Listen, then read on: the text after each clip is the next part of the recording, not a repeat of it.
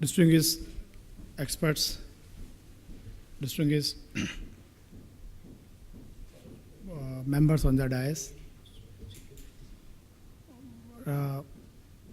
professionals from industry, media. At the outset, I must convey my sincere thanks to the organizers, because what is happening is the item which has been taken for the workshop today is the demand of the time. So what is happening is cyber crimes are new class of crimes because of its use of internet and IT-enabled services and tools.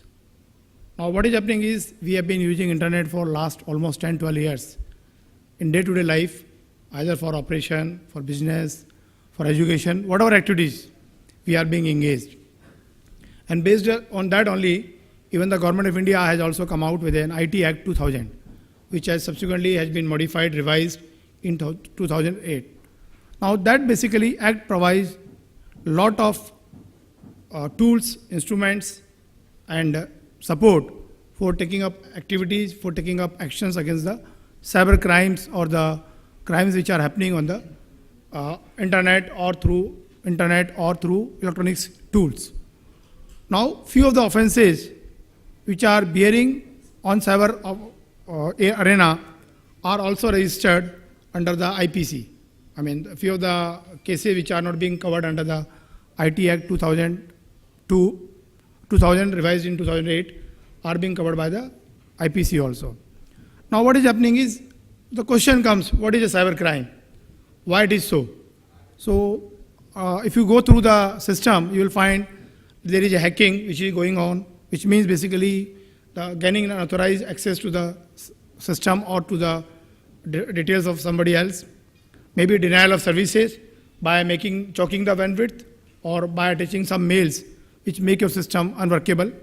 Then basically there are a number of attacks which are happening on day-to-day when we are working in the office or in the industry or in the business, which include virus dissemination, which include pornography, internet, rule chat, credit card fraud, phishing, spoofing, like that.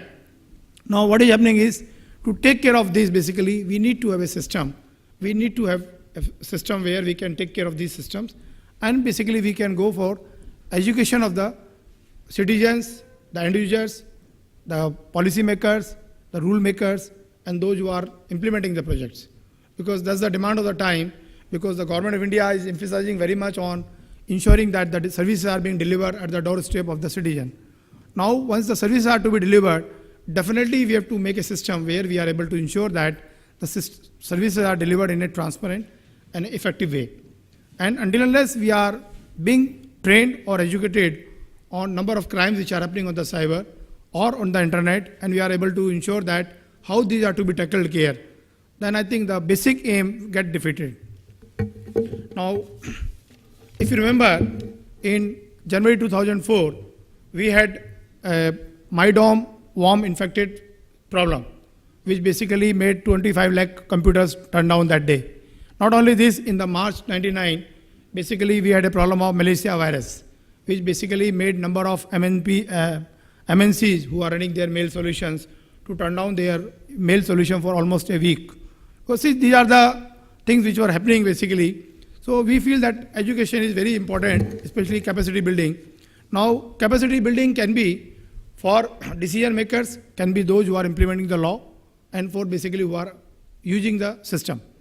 Now, looking to this only, the Government of India has come out with a policy where it has been declared that each organization is supposed to appoint a chief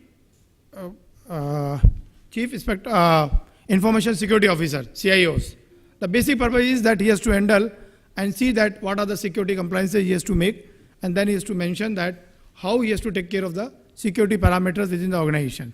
Not only this, in case any threat is there or any change is required, he is supposed to convey it to the certain also.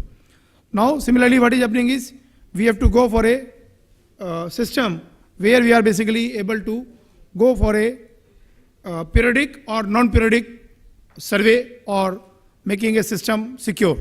Similarly, we have to go for a vulnerability assessment, and similarly, we have to go for a web security testing or even for the application testing which have been developed. So these are the few guidelines which have been given in the government policy, which we are supposed to adhere.